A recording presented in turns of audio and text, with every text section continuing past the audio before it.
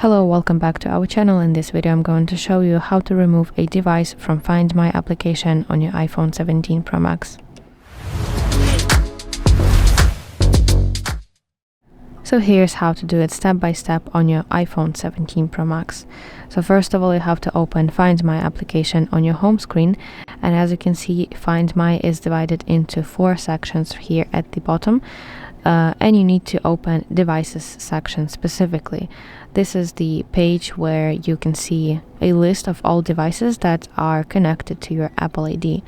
So now select the device that you want to remove by simply tapping on it, and you need to scroll to the very bottom until you see Remove button and confirm your decision by tapping Continue button.